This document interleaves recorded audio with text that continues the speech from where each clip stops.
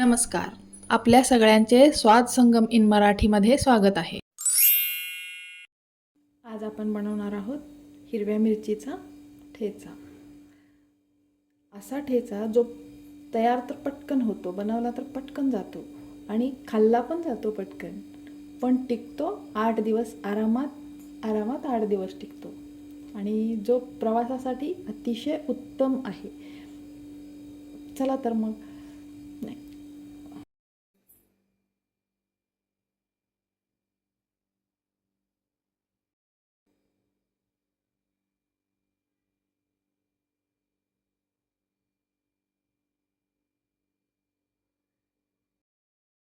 हा जो ठेचा आहे ना, आपण प्रवासाला नेला तरीसुद्धा खूप छान व्यवस्थित राहतो. कारण एक 4 दिवस तरी आरामात राहतो आणि आपण बाहेरगावी गेलेलो असतो तेव्हा तिथलं जेवणाचे प्रकार पण वेगळे वेगळे असतात. तेव्हा त्या भाजीमध्ये टाकून जरी तुम्ही हा ठेचा खाल्ला तरीही त्या भाजीची चव हा ठेचा वाढवू शकतो. आणि दुसरी गोष्ट म्हणजे हा ठेचा 8 दिवस आरामात टिकतो. आणि ह्या ठेच्याचं आणखी एक वैशिष्ट्य सांगायचं म्हणजे ना, लहान मुलांना किंवा असं मोठ्या माणसांनासुद्धा कधीकधी ठेचा खावासा तर वाटतो, पण तो तिखट असल्यामुळं त्यांच्याकडून जास्त असा खाल्ला जात नाही. त्यावेळेस त्यांना, अशा लोकांना खाण्यासाठी, अशा व्यक्तींना खाण्यासाठी म्हणाल तर हा खूप छान प्रकारे तयार होतो. कारण हा कमी तिखट होतो. आपण याला तेलामध्ये परततो ना, तेव्हा याचा तिखटपणा कमी झालेला असतो, याचा दाह कमी झालेला असतो. त्यामुळे हा ठेचा सगळ्यांना अतिशय आवडणारा असा तयार होतो आणि झटपट तयार होतो, अतिशय सोप्या पद्धतीनं आणि कमीत कमी साहित्यात, आपल्या घरी उपलब्ध असलेल्या साहित्यातच तयार होतो. आणि तशी पण ही साधीच रेसिपी आहे, पण लागते खूप छान चवीला. चला तर मग आपण बनवूया.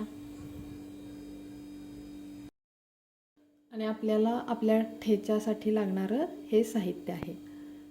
ही या ज्या हिरव्या मिरच्या आहेत ना, या मी देठं काढून स्वच्छ धुवून घेतलेल्या आहेत.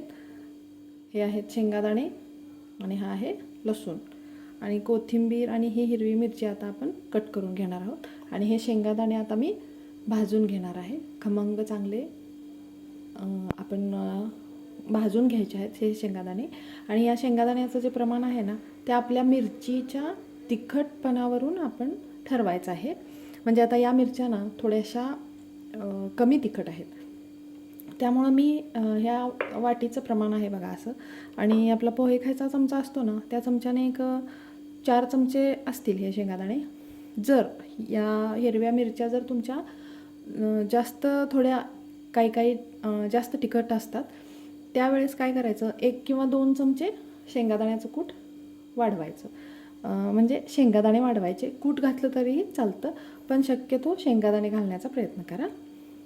कारण त्याच्याबरोबर ते बारीक करताना आपल्याला थोडंसं जाडसर असं, जाडभरडं असं बारीक करून घ्यायचं आहे आपल्याला ते. आता आपण शेंगादाणे भाजून घेऊया आणि हे जे आहे ना, हे कट करून घ्या. लसूण आपल्याला कट करून घ्यायचा नाही, कारण आपण मिक्सरमधून फिरवून घेणार आहोत, त्यामुळे लसूण हा असाच राहणार आहे. आणि हे जे शेंगादाणे आहेत ना, ते आमच्या घरचे आहेत ना, त्यामुळे हे असे थोडेसे फुटलेले वगैरे आहेत. चला आता शेंगादाणे आपण भाजून घेऊया.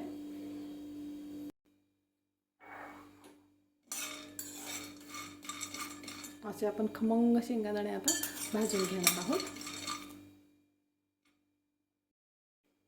हे बघा, आता आपले शेंगादाणे हे भाजून तयार आहेत.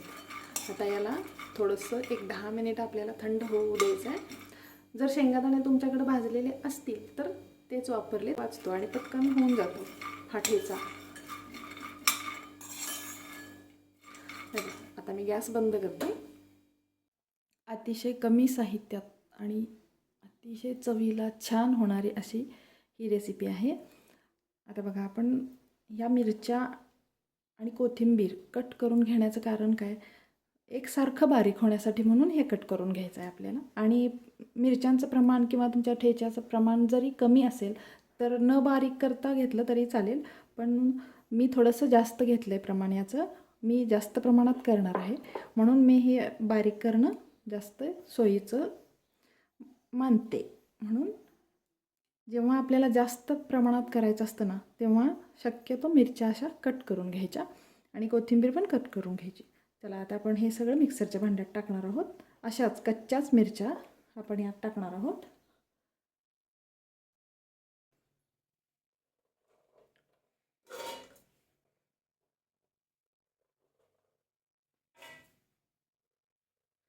आपण हे सगळं कच्चंच वापरणार आहोत यात आणि नंतर आपण याला परतून घेणार आहोत. 2 मिनिटसुद्धा खूप झाले. तसे 1-1.5 मिनिट खूप व्यवस्थित होतं तयार ते. हे झालं शेंगादाण्याचं. आपण शेंगादाणे पण यात टाकले आणि लसूण कोथिंबीरसुद्धा आपण यात टाकलेली आहे. आणि हे आहे चवीपुरतं मीठ. हे सुद्धा आपण यातच टाकणार आहोत.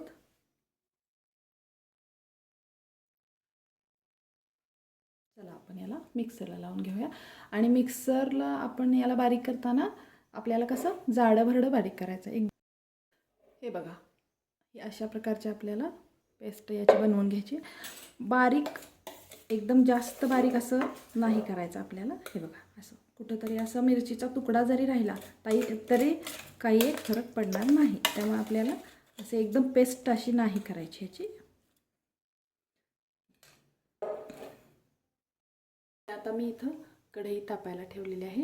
यात आता आपण तेल टाकूया. या प्रकारच्या ठेच्याला ना थोडंसं तेल जास्त घालायचं, कारण आपण जर प्रवासाला जर नेणार असाल तर नक्कीच थोडंसं जास्त ठेवा प्रमाण. आता बघा, हे जी आपली तेलाची जी पळी असते ना, यानं मी आता याला 2 पळ्या अशा तेल घातलेलं आहे.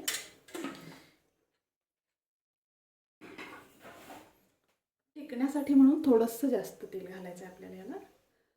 आणि आता याला एकच फक्त इन्ग्रेडियंट जाणार आहे, तो म्हणजे जिरे. हे तेल गरम झालं की आपण यात जिरे टाकणार आहोत. बस एवढ्यावर आपला ठेचा हा पूर्ण होतो.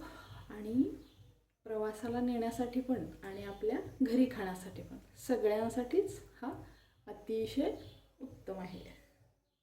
आणि सगळ्यात महत्त्वाचं म्हणजे काही वेळेला आपण ठेचा बनवतो तेव्हा तव्यात किंवा कढईमध्ये जेव्हा आपण मिरच्या भाजतो ना, तेव्हा मिरच्यांचं भाजण्याचं प्रमाण जास्त ना थोडंसं कमी जास्त होतं आणि त्यानुसार पण चवीत फरक पडतो. पण या प्रकारच्या ठेच्याला ना असा कोणताच प्रॉब्लेम येत नाही. त्यामुळे हा ठेचा ना मला स्वतःला म्हणाल तर अतिशय खूप सोयीचा वाटतो. आपले जिरे आता आपण यात टाकूया.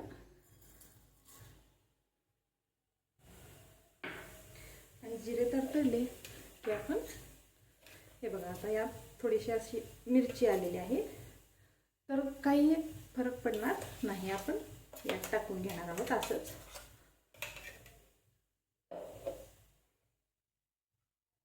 गॅसची फ्लेम जी आहे ना मीडियम ठेवायची आपल्याला.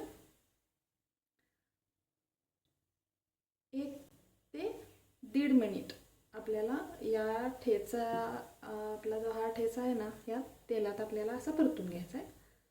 आणि जिऱ्याचं प्रमाण तुमच्या चवीनुसार तुम्ही कमी जास्त केलं तरी चालतं. आता जिरे तडतडलेत आपले.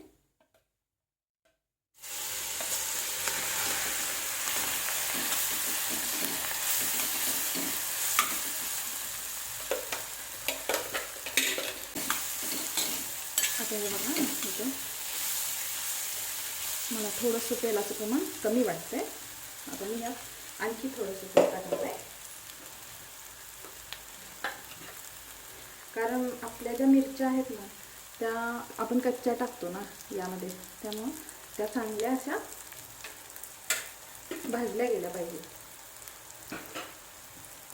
त्यांचा कच्चापणा असा दूर झाला पाहिजे. आणि हा जो ठेचा आहे ना अजिबात तिखट लागत नाही.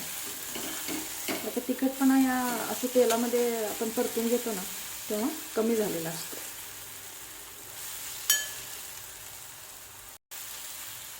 परतून घ्यायचं आहे आपल्याला.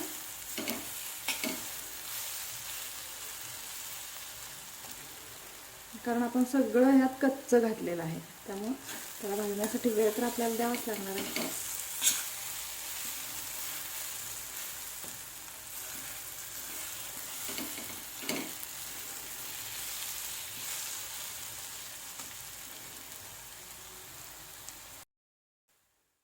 हे बघा आपला ठेचा आता तयार झालेला आहे. अजून एक 2 सेकंद मी परतणार आहे. याला बघा आता मी 1.5 मिनिट परतून घेतलेलं आहे. आपल्याला त्याचा रंग आणि त्याचा वास बदलला ना लक्षात येतं. मग आपण गॅस बंद करायचा आहे. आता बघा याचा मगाशी कशाचा आणि आताचा कलर थोडासा चेंज झालेला आहे. आणि आपला ठेचा आता तयार आहे. मी आता गॅस बंद करते. हा बघा आपला ठेचा आता तयार आहे खाण्यासाठी. आणि हा जो ठेचा आहे ना,